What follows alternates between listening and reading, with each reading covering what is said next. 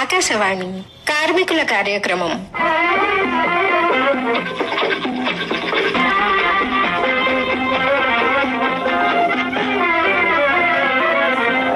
ఈనాటి కార్మికుల కార్యక్రమంలో ముందుగా కార్మికులలో దురలవాట్లను మాన్పించడం ఎలా ఈ అంశం గురించి డాక్టర్ ఎస్ సత్యప్రసాద్ గారితో పరిచయం వింటారు. నమస్కారం డాక్టర్ ఎస్ సత్యప్రసాద్ గారు. నమస్తే సార్. సత్యప్రసాద్ గారు, మీరు విజయవాడలో ప్రముఖ వైద్యులు, సైకాలజిస్ట్, ఎన్నో సంస్థల్లో కౌన్సిలర్ గాను, అలాగే సభ్యులు గాను, అలాగే మోటివేషన్ స్పీకర్ గాను, ముఖ్యంగా నర్సింగ్ కళాశాలలో ఆచార్యులు గాను బాధ్యతలు నిర్వహిస్తున్నారు. అవును సార్. అయితేనండి, ఇప్పుడు కార్మికులు అనేటువంటి వారు చాలా మందిలో మనం అక్కడక్కడ గమనిస్తుంటాం. కొందరు కొన్ని దురలవాట్లకు బానిసై ఉంటారండి. అవునండి. రకరకాలుగా మనం చెప్పుకోవచ్చు. ఒకళ్ళకి ఒక రకమైన అలవాటు అంటారు, ఇంకొకళ్ళకి ఇంకో రకం అలవాటు అంటారు, మద్యపానం అంటారు, ధూమపానం, ఇలా మనం వింటుంటామండి. అవును. వాళ్ళు కూడా ఏంటంటే ఇది ఆరోగ్యానికి మంచిది కాదని తెలుసు. అవును సార్. ఏదో మేము కొంచెం కష్టపడి పని చేస్తున్నామండి, కాస్త ఈ నొప్పులు కాస్త బ్యాలెన్స్ అవ్వడానికి, లేకపోతే ఇంకోటి దాన్ని రిలాక్స్ అవ్వడానికి ఏదో కొద్దిగా తీసుకుంటుంటాంలేండి, ఇలా వింటుంటామండి. అవునండి. అయితే కార్మికుల్లో సాధారణంగా కనిపించేటువంటి దురలవాట్లు ఏ విధంగా ఉంటాయో ముందు చెప్పండి. సార్, ఇప్పుడు దురలవాట్ల గురించి మనం మాట్లాడుకోవాలంటే అసలు ఒక వ్యక్తి పదే పదే కంటిన్యూగా చేసే ప్రవర్తనల్ని మనం అలవాట్ల కింద చెప్పుకుంటుంటాం. అయితే అవి ఆమోదయోగ్యం అయితే కనుక మంచి అలవాట్లు అంటాం. అవి అతనికి కానీ, కుటుంబానికి కానీ, సమాజానికి కానీ, లేకుంటే అతను పనిచేసే సంస్థకి కానీ ఆమోదయోగ్యం కానివి కానీ, హాని చేసేవి కానీ అయితే కనుక దురలవాట్లు అని చెప్తాం. ఆ విధమైన దురలవాట్లు కార్మికుల్లో ఎక్కువగా చూస్తూనే ఉంటుంటాం. దానికి వాళ్ళు సమర్థించుకునే కారణాలు, ఆ దురలవాట్లు వాళ్ళు ఏర్పరచుకోవడానికి సమర్థించుకునే కారణాలు అనేకం ఉండొచ్చు. ఎలా ఉన్నప్పటికీ కూడా వాటి ప్రభావాల గురించి ఇక్కడ మాట్లాడుకోవటం మనం ఉద్దేశం.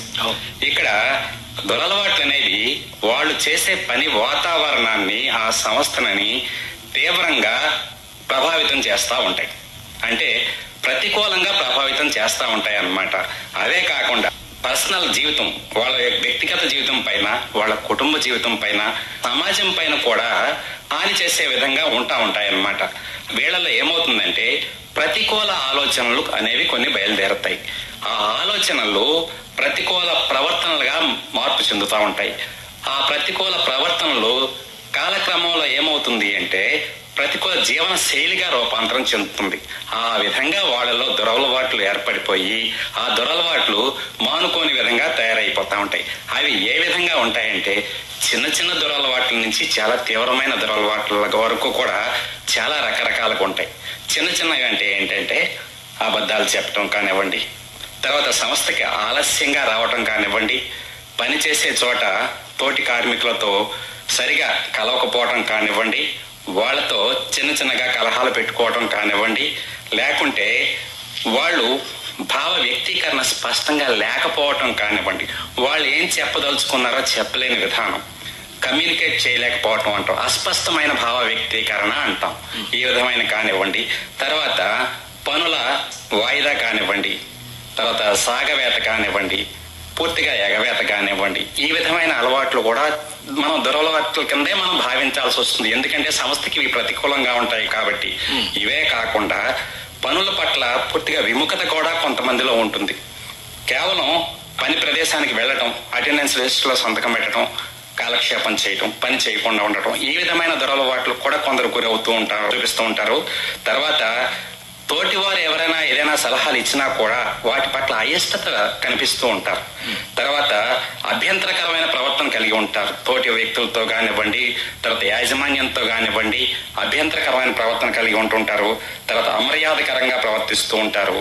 తర్వాత సంస్థ వాళ్ళ కోసం ఏవైతే సౌకర్యాలను ఇస్తుందో ఆ సౌకర్యాలను దుర్వినియోగం పరుస్తూ ఉంటుంటారన్నమాట. ఇవే కాకుండా వాళ్ళ వ్యక్తిగతమైన అలవాట్ల కింద తీసుకుంటే ధూమపానం కానివ్వండి, గుట్కాలు కానివ్వండి, ఇవి కూడా దురలవాట్లుగా ఉంటాయి. ఇవి కాకుండా ఇంకా తీవ్రమైన ఏంటంటే మద్యపానం, మద్యపానం అనేది చాలా తీవ్రమైన దురలవాటు కింద మనం భావించాల్సి వస్తుందన్నమాట. ఈ మధ్యకాలంలో 2019-21 ప్రాంతంలో భారతదేశంలో జరిపిన సర్వేలో మనకు తెలిసింది ఏంటంటే సుమారుగా 13% మంది జనాభా మద్యానికి బానిసలుగా ఉన్నారు అన్న విషయం మనకు తెలుస్తుంది అన్నమాట. మొత్తం జనాభాలో 13% అంటే కార్మికులు కూడా ఈ భారతీయ జనాభాలో భాగమే కాబట్టి కార్మికుల్లో కూడా ఈ మద్యపానం తీవ్రత అనేది ఉంది. ఇంకా కొంచెం ఎక్కువగానే ఉందన్న విషయం సర్వేలు మనకు తెలియజేస్తా ఉన్నాయి.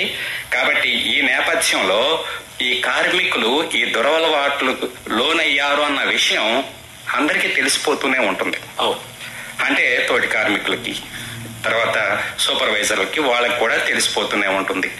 ఆ తెలిసిపోవటం మూలంగా మిగతా వాళ్ళు వీళ్ళని మద్యపానానికి బానిసలైన వ్యక్తులుగా, దురలవాటుకు లోనైన వ్యక్తులుగా, ఒక చెడు ప్రవర్తన కలిగిన వ్యక్తులుగా ముద్ర వేసే అవకాశాలు ఎక్కువ కనిపిస్తున్నాయి. ఒకసారి తాగుబోతు అనే పేరుతో కూడా అంటుంటారు సార్. తర్వాత సత్యప్రసాద్ గారు, ఇప్పుడు కార్మికులు దురలవాట్లకు లోను కావడానికి కారణాలని ఏ విధంగా అర్థం చేసుకోవచ్చు? అట్లాగే పని ప్రదేశాలకు సంబంధించిన కారణాలు కూడా ప్రభావం ఏమైనా చూపుతాయి? తప్పకుండా చూపిస్తాయి సార్. ఇక్కడ మనం ఈ కారణాల గురించి మాట్లాడుకున్నప్పుడు వ్యక్తిగత కారణాలు, కుటుంబ కారణాలు, సామాజిక ప్రభావం, తర్వాత వృత్తి లేదా కర్మాగారానికి సంబంధించిన కారణాలుగా మనం చెప్పుకుంటాం సార్. ఈ వ్యక్తిగత కారణాలకు వచ్చేసరికి శారీరక అనారోగ్యాన్ని ముందు చెప్పుకోవాలి. ఎందుకంటే శారీరక అనారోగ్యం మానసిక అనారోగ్యాన్ని ప్రభావితం చేస్తుంది. శారీరక అనారోగ్యం ప్రవర్తనను ప్రభావితం చేస్తుంది. కాబట్టి ఈ శారీరక అనారోగ్యం తీవ్రమైన జబ్బులు ఉన్నవాళ్ళు ఈ దురలవాట్లకి లోనవడానికి అవకాశం ఉంటుంది. ఇందాక మనం అనుకున్నట్లుగా అనారోగ్యం ఉన్న వాళ్ళు ఆలస్యంగా రావటం, పనికి రావటం, పని చేయలేకపోవటం, అలసటకు గురి అవటము, టార్గెట్ని రీచ్ అవ్వలేకపోవటం, ఇలా ఈ విధంగా ఉంటూ ఉంటాయి. అలా శారీరక అనారోగ్యాలు ప్రభావితం చూపిస్తుంటాయి. అదేవిధంగా శారీరక అనారోగ్యం ఉన్న వాళ్ళకి మానసికంగా కూడా వాళ్ళు అనారోగ్యంగా ఉంటారు.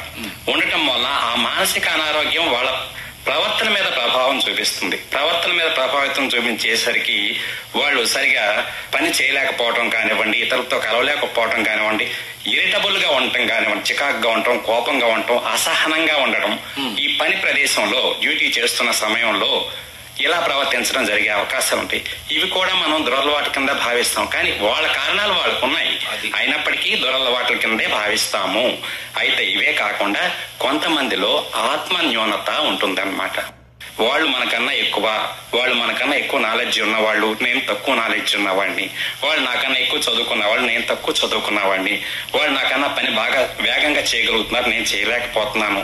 ఇలాంటి ఆత్మ న్యూనతతో వీళ్ళు మెరుగుపరుచుకునే విధంగా కాకుండా ఇంకా కుంగుబాటుకు గురయ్యి ఇంకా పనితీరులో ఆ నెగిటివ్ గా ప్రవర్తించే విధానం మనం గమనిస్తూ ఉంటాం కొన్ని చోట్ల. ఇది కూడా దురలవాటు కింద భావించాల్సి వస్తుందన్నమాట.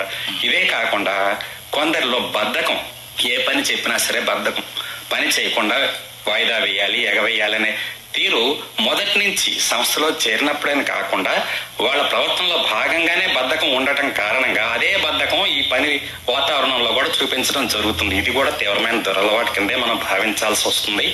ఇవే కాకుండా శిక్షణ నైపుణ్యం లేకపోవడం. కొంతమంది ట్రైన్డ్ పర్సన్స్ ఉంటారు, కొందరు అన్ట్రైన్డ్ పర్సన్స్ ఉంటారు. ట్రైన్డ్ పర్సన్స్ కూడా వాళ్ళు ట్రైనింగ్ అయినప్పటి విధానాలకి ఇప్పుడు విధానాలకి ఎంతో వ్యత్యాసం ఉంటుంది. టెక్నాలజీ ఎప్పుడు మారిపోతూ ఉంటుంది. ఈ మారిపోతున్నప్పుడు కొత్త టెక్నాలజీ వీళ్ళు తెలుసుకోలేకపోవడము, ఒకవేళ వీళ్ళు సంస్థలో ట్రైనింగ్ ఇప్పిస్తారు, ట్రైనింగ్ ఇప్పించినా కూడా వీళ్ళు ఆ ట్రైనింగ్ స్థాయిని అందుకోలేకపోవటం, ఇలాంటివి జరిగి అప్పుడు ఏమవుతుందంటే ఆ పని వాతావరణంలో వెనకబాటు పడటము, ఆత్మన్యూనతకు లోనవటము, తర్వాత పని ఎగవేయటము, పనిలో పొరపాట్లు చేస్తూ ఉంటాం, ఇలాంటివి చేస్తూ ఉంటారు. ఈ విధంగా సాంకేతికతకు అలవాటు పడలేకపోతా ఉంటారన్నమాట. అలవాటు పడలేక మానసికంగా కుంగుబాటుకు గురి అవుతూ ఉంటారు. ఇవన్నీ వ్యక్తిగత కారణాలు చెప్పుకుంటామండి. తర్వాత కుటుంబ కారణాల కింద చెప్పుకునే లెక్కైతే కుటుంబ సభ్యులతో సఖ్యత లేకపోవడం, భార్యాభర్తల మధ్య సఖ్యత లేకపోవడం, ఇతర కుటుంబ సభ్యుల మధ్య సఖ్యత లేకపోవడం, ఇవి వీళ్ళ మీద ప్రభావం చూపిస్తాయి, వీళ్ళ ప్రవర్తన మీద ప్రభావం చూపిస్తాయి. దాని మూలంగా వీళ్ళు ఆలస్యంగా పనికి రావడం, పనికి వచ్చినా కూడా ఆలోచనలే మనసులో ఉండటం, ఆ దిగులతో ఇక్కడ పని చేయలేకపోవడం, ఇలాంటివన్నీ కూడా ప్రభావం చూపిస్తూ ఉంటాయి. ఇవే కాకుండా కుటుంబ సభ్యుల అనారోగ్యాలు ఉంటే కనుక వాళ్ళని హాస్పిటల్కి తీసుకెళ్ళటం కానివ్వండి, వాళ్ళకి సేవలు చేయటం కానివ్వండి, ఇలాంటివి చేయటం మూలంగా ఈ వృత్తికి రావడానికి టైం చాలా కాలకి ఆలస్యంగా రావటం, వచ్చినా సరే రాత్రి నిద్ర లేకుండా వాళ్ళకి సేవ చేసి పగలు కర్మాగారానికి వచ్చి అలసటతో పని చేయలేకపోవటం, నిద్ర రావటం, ఇవి జరుగుతూ ఉంటాయి. ఇవే కాకుండా ఆర్థిక సమస్యలు, కుటుంబంలో ఆర్థిక సమస్యలు ఉంటే వాటి ప్రభావం వీళ్ళ మీద తప్పనిసరిగా ఉంటుంది. ఆ ప్రభావం వీళ్ళ పని మీద, పని తీరు మీద తప్పనిసరిగా ఉంటుంది. ఇవే కాకుండా బరువు బాధ్యతలు, పిల్లల పెళ్లిళ్ళు కానివ్వండి, చదువులు కానివ్వండి, తోడబుట్టిన వాళ్ళ వ్యవహారాలు కానివ్వండి, ఇలాంటి బరువు బాధ్యతలు ఉన్నప్పుడు కూడా ఆ ఆలోచనలో ఉండి ఇక్కడ ఈ పని వాతావరణంలో సరైన శ్రద్ధ వహించలేక, కాన్సన్ట్రేషన్ పెట్టలేక ఒక్కొక్కసారి ప్రమాదాలకు గురి అవటం, పనిని ఎగవేయటము, ఇలాంటి పొరపాట్లు చేస్తూ ఉంటాం. ఇలాంటివి కూడా జరుగుతుంటాయండి. తర్వాత సామాజిక ప్రభావం అనుకున్నాం. సామాజిక ప్రభావం కనుక చూసుకుంటే కనుక తను ఉండే సమాజం, తన కుటుంబం నివాసం ఉండే సమాజం గనక సరైన సమాజం కాకపోతే తన చుట్టూ, ఇంటి చుట్టూ ఉండేవాళ్ళు కొంతమంది దురలవాట్లు ఉన్నవాళ్ళు కావచ్చు, నేర ప్రవృత్తులు ఉన్నవాళ్ళు కావచ్చు, అసాంఘిక శక్తులు కావచ్చు, అలాంటి వాళ్ళు ఉన్న వాతావరణంలో తన జీవనం ఉంటుంటే కనుక వాళ్ళ ప్రభావం ఇతని మీద పడి అదే విధమైన ప్రవర్తనలు ఇతను అలవాటు చేసుకునే అవకాశం ఉంటుంది. అలవాటు చేసుకోవడమే కాకుండా ఆ అలవాటుతో పని ప్రాంతానికి వచ్చి, కర్మాగారానికి వచ్చి ఇక్కడ కూడా ఆ విధంగా ప్రవర్తించడము, తోటి వ్యక్తులను ఇబ్బంది పెట్టడము, సంస్థని ఇబ్బంది పెట్టడం, తద్వారా ప్రొడక్షన్ మీద ఈ ప్రభావం చూపించడము, ఇవన్నీ కూడా ఈ సామాజిక ప్రభావాల మూలంగా జరుగుతుంటాయండి. ఇక నెక్స్ట్ చూసుకుంటే వృత్తికిను కర్మాగారానికి సంబంధించిన అంశాలు తీసుకుంటే కనుక ఇవి పని ఒత్తిడి మనం చెప్పుకోవాలి. ఒక్కొక్క చోట పని ఒత్తిడి ఎక్కువ ఉంటుంది, పని గంటలు ఎక్కువ ఉంటాయి. ఆ పని ఒత్తిడి, పని గంటలు ఎక్కువ ఉన్నప్పుడు త్వరగా అలసిపోతాడు. ఉద్యోగంలో చేరినప్పుడు చిన్న వయసులో చేరినా రిటైర్మెంట్కి వచ్చేసరికి, పెద్ద వయసుకు వచ్చేసరికి శారీరకంగా అలసట ఉంటుంది. తర్వాత ఈ పని ఒత్తిడిని తట్టుకునే శక్తి అతనికి లేకుండా పోతుంది. అలాంటి సందర్భాలు కూడా కొన్ని ఉండొచ్చు. తర్వాత చాలని జీతాలు, కొన్ని సంస్థల్లో జీతాలు తక్కువ ఉంటే ఉండుండొచ్చు, అది ఇతని అవసరాలకు సరిపోకపోయి ఉండొచ్చు. అలాంటప్పుడు కూడా ఇతను ఇక్కడ ఈ పనిచేసే వాతావరణంలో సరిగా చేయకపోవడానికి కొన్ని కారణాలు అవుతూ ఉంటాయి. ఇవే కాకుండా విరామం లేకపోవడం, ఇతని టార్గెట్స్ అందుకోవడానికి కంటిన్యూస్ గా పనిచేయాల్సి రావడం మూలంగా ఆ విరామాల సమయంలో కూడా ఇతను పనిచేయాల్సి రావాల్సిన పరిస్థితి వస్తుంది. అలాంటప్పుడు కూడా అలసటకు గురైపోతూ ఉంటాడు. ఇవే కాకుండా సౌకర్యాలు లేమి, ఒక్కొక్క చోట కొన్ని సౌకర్యాలు లేకపోవడం కూడా జరగవచ్చు. ఎందుకంటే రక్షణ సౌకర్యాలు కానివ్వండి, లేకుంటే వీళ్ళు విశ్రాంతి తీసుకునే సౌకర్యాలు కానివ్వండి, తర్వాత డైనింగ్ హాల్స్, కూర్చొని భోజనం చేయడానికి సరైన సౌకర్యాలు ఒక్కొక్క చోట ఉండొచ్చు, ఒక్కొక్క చోట ఉండకపోవచ్చు కూడా, చెప్పలేము అది. అలాంటి పరిస్థితుల్లో కూడా ఇతని మీద ప్రభావం చూపిస్తుంది. అతను నెగిటివ్ గా, సంస్థ పట్ల నెగిటివ్ గా ఆలోచించే అవకాశాలు కొన్ని ఉంటాయి. ఇవే కాకుండా శిక్షణ లేకపోవడం, కొన్ని సంస్థలు శిక్షణ ఇస్తాయి, కొన్ని చోట్ల శిక్షణ అవకాశాలు ఉండకపోవచ్చు. అలాంటి పరిస్థితుల్లో టెక్నాలజీ మారినప్పుడు ఇతనికి కన్ఫ్యూషన్ వచ్చి అలవాటు పడలేక అప్పుడు కూడా పనితీరు మందగిస్తూ ఉంటుంది. తర్వాత షిఫ్ట్ పని, కొంతమంది ఉదయం షిఫ్ట్, మధ్యాహ్నం షిఫ్ట్, రాత్రి షిఫ్ట్ ఉన్నప్పుడు వాళ్ళు ఆ నిద్ర, వాటికి తర్వాత రెస్ట్ అవి లేకపోవడం మూలంగా కూడా వీళ్ళ పని మీద ప్రభావం పడుతుంది, దురలవాటుకు లోనయ్యే అవకాశాలు ఉంటాయి. తర్వాత జాబ్ సాటిస్ఫాక్షన్, ఒక జాబ్ పట్ల వీళ్ళకి సంతృప్తి అనేది లేకపోవడం అనేది కూడా కొంతమందిలో ఉంటుందండి. ఆ జాబ్ సాటిస్ఫాక్షన్ లేని వాళ్ళు పని కట్టుకొని వాళ్ళు అసంతృప్తిని పనిలో వ్యక్తపరుస్తారనమాట.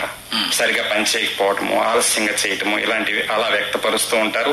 తర్వాత సరైన గుర్తింపు లేదని వీళ్ళు భావిస్తే గనక, యాజమాన్యం కానివ్వండి, తోటి కార్మికులు కానివ్వండి సరిగా గుర్తించట్లేదు మమ్మల్ని అని భావిస్తే కనుక ఆ ప్రభావం వాళ్ళ ప్రవర్తన మీద పడుతుంది, దురలవాట్లకి లోనవుతూ ఉంటారు. తర్వాత జాబ్ సెక్యూరిటీ, ఒకవేళ జాబ్ సెక్యూరిటీ లేదు, జాబ్ ఉంటుందో, పర్మనెంట్ అవుతుందో అవదో, ఇలాంటి భయం ఉన్నప్పుడు కూడా వాళ్ళు ఇలాంటి దురలవాట్లకి లోనయ్యే అవకాశం ఉంటుంది. తర్వాత ప్రమోషన్స్, తోటి వ్యక్తికి ప్రమోషన్, తోటి కార్మికుడికి ప్రమోషన్ వచ్చింది, నాకు ప్రమోషన్ రాలేదు, అలాంటి భావన కొన్ని ఒక చోట్ల ఉన్నప్పుడు. తర్వాత సంస్థ యొక్క కంట్రోల్ సరిగా ఉండొచ్చు, ఒక్కొక్క చోట మేనేజ్మెంట్ కంట్రోల్ సరిగా లేకపోవచ్చు. మేనేజ్మెంట్ కంట్రోల్ ఉంటే వీళ్ళు డిసిప్లిన్ గా ఉంటారు, కంట్రోల్ సరిగా లేకపోతే కనుక డిసిప్లిన్ లేకుండా ఉండే అవకాశం కూడా ఉంటుంది. తర్వాత కొన్ని చోట్ల హరాస్మెంట్ ఉంటుంది, మేనేజ్మెంట్ మంచిదైనా సరే ఈ తోటి వర్కర్స్ హరాస్మెంట్ కానివ్వండి, సూపర్వైజర్స్ హరాస్మెంట్ కానీ ఒకవేళ అలాంటి ఇలాంటివి ఉన్నప్పుడు కూడా వీళ్ళు దురలవాట్లకి లోనయ్యే అవకాశం ఉంటుంది. తర్వాత మేనేజ్మెంట్ పట్ల నమ్మకం లేకపోతే కనుక, వీళ్ళ వెల్ఫేర్ చూస్తుంది అనే నమ్మకం కనుక లేకపోతే కనుక అది కూడా వీళ్ళలో అసంతృప్తి పెరగడానికి ఒక కారణం అవుతుంది. ఈ విధంగా ఉన్నప్పుడు కార్మికుడు మద్యపానం ప్రభావంతో ఉన్న విషయం తోటి కార్మికులందరూ సులభంగా గుర్తిస్తారు. సో మొత్తం మీద అండి, మద్యపానానికి బానిస అయినటువంటి కార్మికుడు, బానిస అనుకోవచ్చు లేదా అలవాటు బాగా ఉన్నటువంటి వాళ్ళు, ఆ వ్యక్తి మీద కాకుండా ఆ కుటుంబం మీద, ఆ కర్మాగారం మీద, తోటి కార్మికుల మీద ప్రభావం ఉంటుంది అనుకుందాం మీరు చెప్పిన దాన్ని బట్టి. మరి ఎట్లా అతనికి తెలుసు, అయ్యో నేను బానిస అయిపోయాను, దానివల్ల ఇన్ని రకాలుగా నేను నష్టపోతున్నాను, ఇటు నా కుటుంబం కానివ్వండి, ఇటు యాజమాన్యం కానివ్వండి, సంస్థ కానివ్వండి, అలాగే తోటి కార్మికులు కూడా నన్ను చులకనగా చూస్తున్నారు, ఇవన్నీ తెలుసు. అవును సార్. బట్ ఆల్రెడీ అతను ఎడిక్ట్ అయిపోయి ఉంటాడు. అవునండి. మానుకుంటే బాగుండు అనే తలంపు కూడా కొందరికి ఉంటుంది. అవునండి. మానుకోవాలి కూడా తప్పనిసరిగా. పక్క వాళ్ళు చెబుతుంటారు లేదా కుటుంబ సభ్యులు చెబుతుంటారు. అవును. ఇలా మరి దురలవాటుతో ఇబ్బంది ఉన్నటువంటి కార్మికులకు ఏ రకంగా వాళ్ళని మాన్పించవచ్చు, ఎలాంటి సహాయ సహకారాలు అందించాలో చెప్పండి. ఈ సహాయ సహకారం అందించాలనే విషయంలో కుటుంబ సభ్యుల పాత్ర, స్నేహితుల పాత్ర, తోటి కార్మికుల పాత్ర, యాజమాన్యం పాత్ర మనం చెప్పుకోవాలండి. వీళ్ళకి ముందుగా ఒక వైద్యుడితో వైద్య పరీక్షలు నిర్వర్తించాలి. శారీరక ఆరోగ్యాన్ని కాపాడాలి మొదటగా. ఎందుకని మద్యపానం మూలంగా జరిగిన నష్టాన్ని మనం సరిచేయాలి. ముందు జనరల్ చెకప్లన్నీ చేయించాలి, తర్వాత వైద్యం చేయించాలి. తర్వాత ఈ చేయించటంలో భాగంగా మనకేంటంటే ఎసిక్ అని చెప్పి ఎంప్లాయ్మెంట్ స్టేట్ ఇన్సూరెన్స్ కార్పొరేషన్ అని ప్రభుత్వం నడిపే సంస్థ ఉందండి. ఈఎస్ఐ హాస్పిటల్స్ అని నడుస్తున్నాయి. వాళ్ళు అన్ని రకాల వైద్య సౌకర్యాలు అందిస్తున్నారు. వీళ్ళ కంట్రిబ్యూషన్ లో భాగంగా ఉచితంగా మందులు ఇవ్వడం కానివ్వండి, వాళ్ళ దగ్గర సౌకర్యాలు లేకపోతే వేరే రెఫరల్ హాస్పిటల్స్ కూడా పంపించి అత్యుత్తమైన వైద్య సేవలు కూడా వీళ్ళకి అందేలాగా చేస్తా ఉంది ప్రభుత్వం. కాబట్టి ఆ సౌకర్యాలను వీళ్ళు ఉపయోగించుకొని వాళ్ళ ఆరోగ్యాన్ని కాపాడుకోవాలి. ఇవే కాకుండా ఈఏపీ అంటారు, ఎంప్లాయ్మెంట్ అసిస్టెన్స్ ప్రోగ్రామ్ అంటారు. పెద్ద పెద్ద సంస్థల్లో ఈ ఎంప్లాయ్మెంట్ అసిస్టెన్స్ ప్రోగ్రామ్స్ నడుస్తూ ఉంటాయి. అందులో ఎక్స్పర్ట్స్ ఉంటారు. వాళ్ళు వీళ్ళకి సపోర్ట్ ఇవ్వడానికి ఎప్పుడు సన్నద్ధంగా ఉంటారు. వాళ్ళు యాజమాన్యం ఏర్పాటు చేస్తారు. వాళ్ళ సహాయం తీసుకోవాలండి. తర్వాత మానసికమైన ఒత్తిళ్లు ఎక్కువ ఉన్నప్పుడు సైకియాట్రిక్ ట్రీట్మెంట్ తీసుకొని సైకియాట్రిస్ట్ సూచించే మందులు వాడుకోవటం అవసరం అవుతుంది. దానివల్ల మెరుగవుతుంది. కొన్ని సందర్భాల్లో సైకాలజిస్ట్ తో కౌన్సిలింగ్ చేయించుకోవాలి. ఒక బిహేవియర్ సంబంధించిన ప్రాబ్లమ్స్ కానివ్వండి, మద్యపానం సంబంధించిన ప్రాబ్లమ్స్ కానివ్వండి, బాగా ఎడిక్ట్ అయిపోయినప్పుడు సైకాలజిస్ట్ కౌన్సిలింగ్ చాలా అవసరం అవుతుంది. ఇందాక నేను చెప్పినట్టుగా ఇతరులతో కలవలేకపోవటం, ఆత్మన్యూనత, ఇలాంటివి కూడా చెప్పాను ప్రాబ్లమ్స్. వాటిల్లో కూడా ఏమవుతుందంటే కౌన్సిలింగే చాలా కీలకమైన పాత్ర పోషిస్తుంది అనమాట, మందుల కన్నా కూడా. ఆ ప్రవర్తనాపరమైన లోపాలు కాబట్టి ఆ ప్రవర్తనాపరమైన లోపాలకి సైకాలజిస్ట్ చాలా ఉపయోగపడతాడు. కాబట్టి ఆ సైకాలజిస్ట్ దగ్గర కౌన్సిలింగ్ చేయించుకోవాలి. తర్వాత ప్రభుత్వం నిర్వహించే డి అడిక్షన్ సెంటర్స్ అని ఉంటాయండి. ఆ డి అడిక్షన్ సెంటర్స్ కి వీళ్ళు వెళ్లి అందులో చేరి మందులు వాడి ఇన్పేషెంట్ గా కొన్ని రోజులు ఉండి ఆ మద్యపానం అలవాటు నుంచి బయటపడవచ్చు. తర్వాత సెల్ఫ్ హెల్ప్ గ్రూప్స్ అని కొన్ని ఉంటాయండి. ఆల్కహాల్ అనానిమస్ గ్రూప్స్ అని ఉంటాయి. వాళ్ళు అక్కడ వైద్యమేం చేయరు. వాళ్ళు కూడా ఒకప్పుడు మద్యపానానికి అలవాటు పడిన వాళ్లే, కానీ దాని నుంచి బయటపడిన వాళ్ళు. వాళ్ళ ఎక్స్పీరియన్సెస్ వాళ్ళు షేర్ చేస్తారు. వాళ్ళు వీళ్ళకి సపోర్ట్ చేస్తారు, మానసికంగా సపోర్ట్ చేస్తారు. ఎలా బయటపడాలి, ఏ విధంగా సమాజంలో గౌరవం మళ్ళా తిరిగి పొందాలి అని ఆ విధంగా మోరల్ సపోర్ట్ ఇస్తారు. అది చాలా కీలకమైన పాత్ర పోషిస్తుంది. ఆ విధమైన ఆల్కహాలిక్ అనానిమస్ గ్రూప్ లో వీళ్ళు చేరి వాళ్ళ సాయం తీసుకోవచ్చు. తర్వాత ఫ్యామిలీ సపోర్ట్, ఇంట్లో కుటుంబ సభ్యులందరూ సపోర్ట్ ఇచ్చి వీళ్ళని చిన్నచూపు చూడకుండా వీళ్ళని మళ్ళీ ఆ అలవాటు నుంచి బయటకు తీసుకురావడం కోసం ప్రేమగా చూసి చక్కగా ఆదరించి మాట్లాడితే వీళ్ళు ఆ అలవాటు నుంచి బయటకు వస్తారు. తర్వాత కోవర్కర్స్ కూడా మనతోటి కార్మికుడు కదా, ఇతను బాగుంటే మనం సంతోషంగా ఉంటాము, అందరం బాగుండాలి అనే ఉద్దేశంతో తోటి కార్మికులు కూడా సపోర్ట్ ఇస్తే ఇతను త్వరగా కోలుకుంటాడు.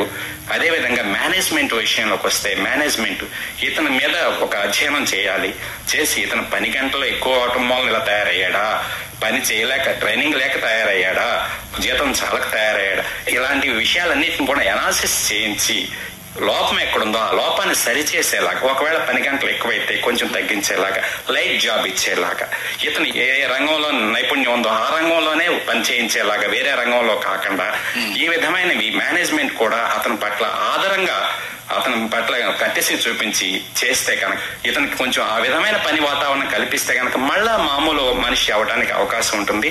ఇవన్నీ కాకుండా రీహాబిలిటేషన్ అంటాం. చివరిగా రీహాబిలిటేషన్ అంటే ఇవన్నీ చేసి సపోర్ట్ ఇచ్చిన తర్వాత కొంత కోలుకున్న తర్వాత ఇతనికి లైట్ జాబ్ ఇవ్వటం కానివ్వండి, ఇతనికి ఏ రంగంలో నైపుణ్యం ఉందో అక్కడ పని చేయించడం కానివ్వండి, తర్వాత షిఫ్ట్లు ఉంటే రాత్రి షిఫ్ట్లు కాకుండా డే షిఫ్ట్లు మాత్రమే ఇవ్వటం కానివ్వండి, ఇలాంటివన్నీ కూడా అతనికి ఇచ్చి ఈ రీహాబిలిటేషన్ ప్రాసెస్ కనుక ఈ మేనేజ్మెంట్ సక్రమంగా చేస్తే కనుక దురలవాట్లకు లోనైన కార్మికుడు కూడా మళ్ళా నార్మల్ గా ఈ మామూలు జీవితంలో గడుపుతాడు. సంస్థకి, సంస్థ పనితీరుకి ఇతను దోహదపడతాడండి. ధన్యవాదాలు సత్యప్రసాద్ గారు. నమస్కారం. నమస్కారం సార్. మీరు ఇంతవరకు